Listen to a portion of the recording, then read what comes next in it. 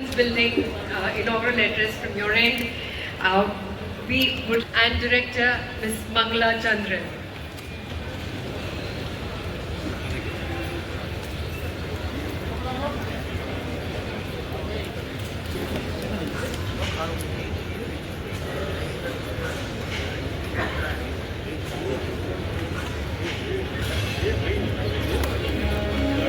कोई हाजी अली में या अजमेर के दरगाह में करेगा क्या? ये सब तरीके की जो हिम्मत ये हमारे हिंदू धर्मस्थलों के तरफ ही क्यों की जाती है?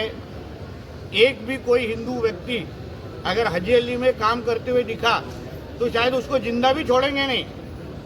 वही अजमेर दरगाह हो या तो कोई भी मस्जिद या किसी को भी देखिए, कहीं भी आपको गलती से भी कोई भी हिंदू काम करते हुए दिखेगा नहीं। मदरसा में भी ये लोग काम करने देते नहीं। जलगांव के तरफ या बुल्ढाना के तरफ कोई मदरसा जब भी उसमें रेड मारी गई तभी वहाँ पे एक जो हिंदू शिक्षक काम कर रहा था उसको मार डाला गया। तो फिर यहाँ जब 100 के ऊपर हमारे शनि शिंगणापुर जो बहुत बड़ा लोकप्रिय हमारा धर्मस्थल है, वहाँ पे अगर 100 से ज़्यादा अगर कोई अन्य धर्म के लोग काम कर रहे हो तो तुरंत उसके ऊपर एक्शन लेना चाहिए, वो बंद करना चाहिए। इसका किसी को भी परमिशन नहीं देना चाहिए, क्योंकि अन्य धर्म के लोग हिंदू धर्म के लोगों के लोग उधर नहीं देते परमिशन, तो हम क्यों देना चाहिए? सर्वधर्म समभाव करने के लिए ये कोई किसी अब्बा का पाकिस्तान नहीं है, उधर जाके करो ना सर्वधर्म समभाव। हमारे इधर हमारे धर्मस्थलों जगहों पे मंदिरों पे हिंदू ही काम करेंगे और उसी तरीके का काम होना चाहिए। इसमें कड़ी से कड़ी एक्शन हमारे मैंने सुना एक बहुत बड़ा हिंदू सकल मोर्चा वहाँ निकलने वाला है और उसी का सब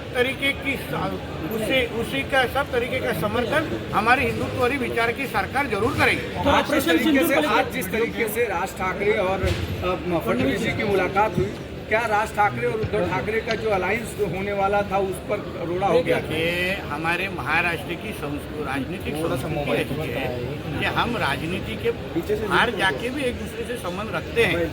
हमारे फडणवीस साहब के संबंध तो सबके साथ है, अक्रॉस द पार्टी लाइन है। राज साहब को तो हम सभी मिलते हैं, तो उसमें अगर हम लोग राजनीति को छोड़ के अगर एक दूसरे को मिल रहे होंगे, कभी उनके शिव तीर्थ पे मिलते हैं, आज कहीं ताज में मिल रहे हैं, कभी वर्षा पे मिल रहे हैं, तो उसमें कुछ गलत नहीं है ना। आप भी पत्रकार लोग हमारे मित्र अपने चैनल को छोड़ के भी एक दूसरे को मिलते हो, हम सवाल नहीं उठाते। ये पांडे लगेगा ना, जिसका लीडर ही पप्पू हो तो उसको वीडियो गेम के पड़े कुछ छूटेगा क्या? एक सवाल यह है कि आज पूरे वोटिंग को लेकर महाराष्ट्र में जो चुनाव हुए उसके बाद राहुल गांधी ने एक वक्तव्य किया, उसके बाद आज कांग्रेस पूरे महाराष्ट्र भर में आंदोलन कर रही है। उस समय जो हुआ वो गलत हुआ और आज अचानक साल भर बाद उनको याद आ रहा है और उस पर आंदोलन। कांग्रेस ने यही आंदोलन लोकसभा के बाद क्यों नहीं किया? उनको तभी ईवीएम क्यों नहीं बुरा लगा? और मुझे लगता है इसके ऊपर करारा जवाब है ना हमारे देवेंद्र फडणवीस जी ने अपने लेख में दिया है।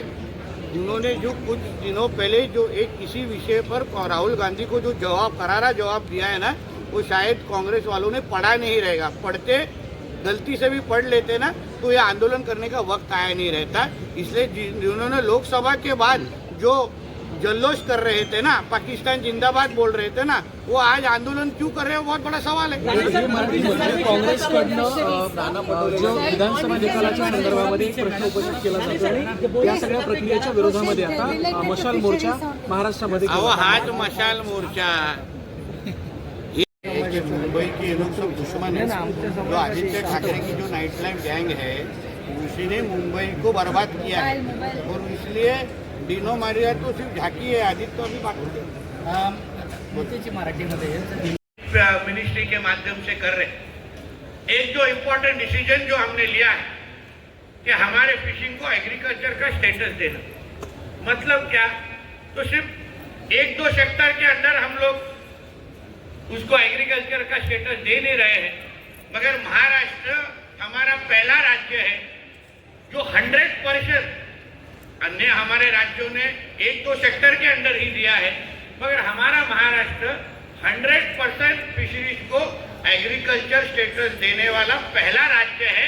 मत्स्य संपदा योजना हो, ऐसे जो असंख्य अलग अलग चीज है, जो अलग अलग हमको फैसिलिटीज लेना पड़ता है, इक्विपमेंट्स लेना पड़ता है, जो आज के तारीख में फार्मर्स को उस तरीके की सब्सिडीज हैं, उस तरीके के उनको लोन देने के लिए उनको अच्छा चांसेस है कि उनको फैसिलिटीज है, सारे के सारे फैसिलिटीज, सारे की सारी सुविधा जो फार्मर्स को मिलते हैं, वो सारी की सारी सुविधा अभी आने वाले वक्त में मछुआरों को भी हम महाराष्ट्र में देने वाले हैं। सिर्फ एग्रीकल्चर स्टेटस देने का सर एक ओवरऑल जीआर निकाला ही है हम लोग ने, और उसके साथ आने वाले 15 या 20 दिन में हर एक चीज, मतलब इंश्योरेंस का अलग जीआर निकलेगा, फॅसिलिटीज का अलग जीआर निकलेगा।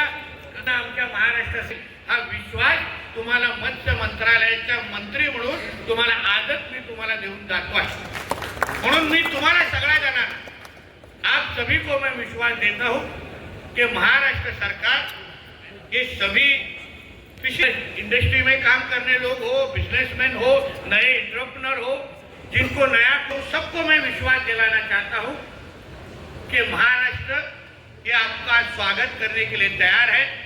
आपको जो किसी को भी हमारे महाराष्ट्र में इन्वेस्टमेंट करना है, फिशिंग इंडस्ट्री में इन्वेस्टमेंट करना है, तो आपके लिए महाराष्ट्र रेड कारपेट के स्वागत करने के लिए हम सज्ज है, हम तैयार है। सारे के सारे आपके परमिशन हम आपको वन विंडो क्लियरेंस के माध्यम से देने के लिए तैयार है। हमारे कॉलेज जी बोल रहे थे, कुछ हमारे बैंक है जो आपको जहाँ 5 प्रश्न पूछना है वो वहाँ 10 प्रश्न, उनको ये इतना बड़ा प्लेटफॉर्म हमारे फिशिंग इंडस्ट्री के लिए तैयार करने के लिए मैं तहे दिल से उनका धन्यवाद देता हूँ। इधर थामतो। जय हिंद, जय महाराष्ट्र।